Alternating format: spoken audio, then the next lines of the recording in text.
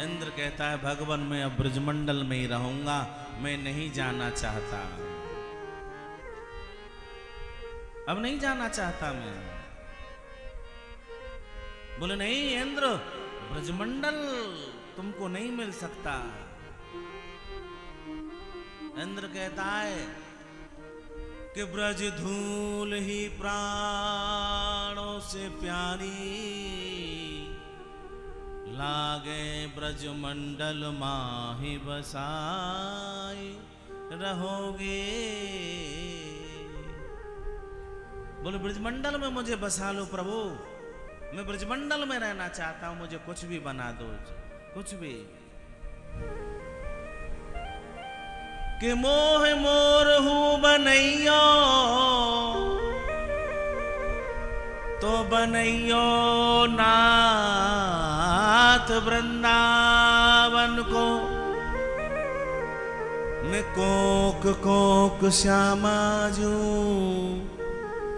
ए जी आप कूरे झांगो। ए हाँ बंदरू बनैयो, तो बनैयो नाथ गोवर्धन को। मैं कूद कूद वृक्षन पे जोर कूजनांगो। भिकारी हूँ बनैयो, तो बनैयो नाथ बरसाने को। मांग मांग ठूक हरी भगतन के खांगो। रंगी कुकीर कीजय नाथ गोवर्धन को। कि आठों याम राधा कृष्ण, मैं राधा कृष्ण गाऊंगो। मैं आठों याम, बोले मुझे बंदर बना दो, मोर बना दो, भिखारी बना दो, कुछ भी बना दो, लता पता बना दो, तिनका ही बना दो, ब्रजरज ही बना दो, पर बना दो ब्रजमंडल का, ब्रजमंडल का। भगवान कहते इंद्र अभी तुम स्वर्ग जाओ, अभी ब्रजमंडल के लिए आपने पुण्य नहीं किए, स्वर्ग जाओ आप, मेरा आशीर्वाद है। सज्जनों आज इंद्र लौटा प्रणाम करके। भगवान ने इंद्र का मान मर्दन किया, जो इंद्र के मन में अभिमान हो गया था, अहंकार हो गया था, मैं ही सब कुछ हूं। भगवान ने इंद्र के मान का मर्दन कर दिया, अभिमान का मर्दन कर दिया, अहंकार का मर्दन कर दिया भगवान ने। मोह भंग, जो मोह था उसे, उसका भंग हो गया। आज भगवान की सुरभि गाय आई और सुरभि गाय ने अपने दुग्ध से स्नान कराया भगवान को। गौ गा विदंतीत गोविंद, सुरभि गाय ने भगवान का नाम गोविंद रख दिया। गोविंद। परम आदरणीय श्री सुखदेव जी महाराज कहते हैं परीक्षित ध्यान दे करके सुनना। आज भगवान प्रातः काल होते ही सभी ब्रजवासियों को लेकर के मदमंगल, श्रीदामा, सुबल, तोष सबको लेकर के आज भगवान गैया चराने के लिए गए और गैया चराते चराते मथुरा के समीप पहुंच गए। लेकिन गैया जब चरा करके और जल पिवा करके गैयाओं को बिठा दिया, भोजन करने का समय हुआ तो कन्हैया ने कही भैया कोई छाक लेके आयो कि ना आयो? छाक जानो भैया काईते के छाक के भोजन ते। जब पहले खेतन पे जाए करें तो छन्ना में रोटी बांध के ले जाए ना, वो छाक है।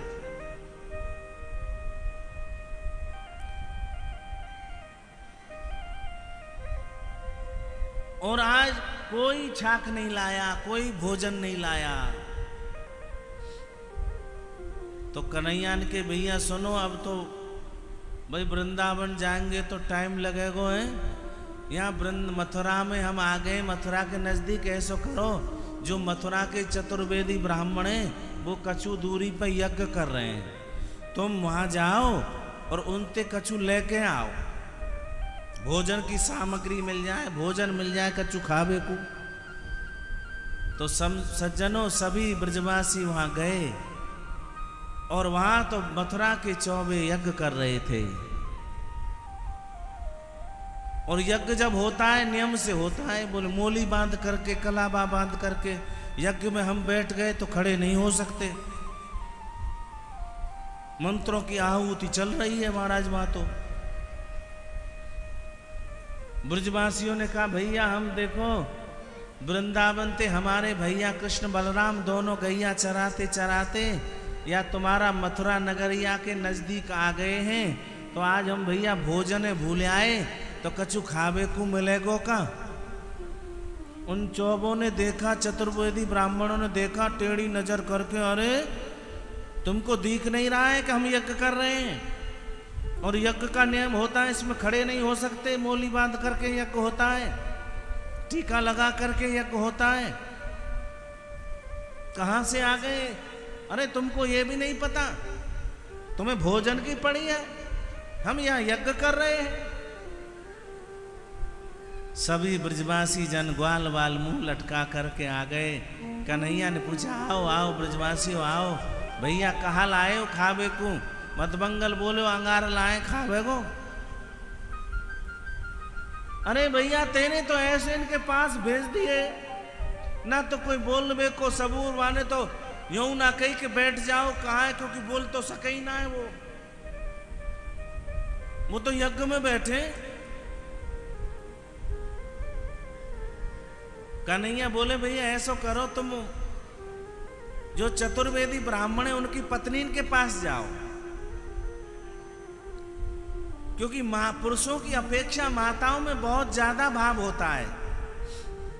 मतबंगल बोले भैया हम ना जाएंगे, अब कापतो उनकी यज्ञपति खड़े है के हो हैं?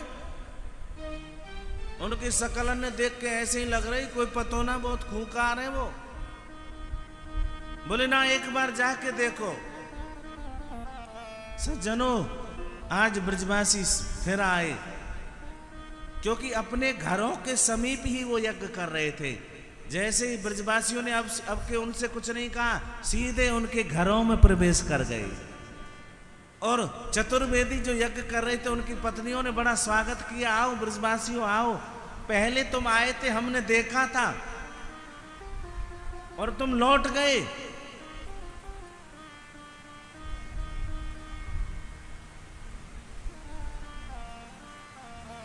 बोले अच्छा, प्रेम से बोलो जय श्री कृष्ण, राधे राधे। सभी ब्रजवासी आए और ब्रजवासियों ने माताओं से कहा हमारे कृष्ण बलराम भैया दोनों गैया चराते चराते आए हैं। बोले हमें मालूम है। बोले चिंता मत करो, बोले हम तुम्हारे लिए भोजन बना देती हैं। सज्जनों आज उन यज्ञकर्ताओं की पत्नियों ने कन्हैया के लिए, ब्रजवासियों के लिए बहुत सुंदर सुंदर भोजन बनाए महाराज, खाने योग पीने योग हैं, अनेक तरह के अचार, बहुत अच्छे भोजन। उन्होंने मन में भाव था कि कृष्ण बलराम को हम अपने हाथों से भोजन पवाएंगे। कृष्ण बलराम को आज हमारा अहो धन्य भाग है जो कृष्ण बलराम को अपने हाथों से है हम भोजन पवाएंगे। श्रोतागणों आज ब्रजवासियों से कहा, बोले ब्रजवासियों, बोले हम तुमको सामग्री देंगी नहीं और हम भोजन कराने चलें तो? मदमंगल ने कहा माता ये तो आपका बड़ा सुंदर भाव है, ये आपका बहुत अच्छा भाव है, ये तो प्रेम का भाव है, बहुत प्रेम का।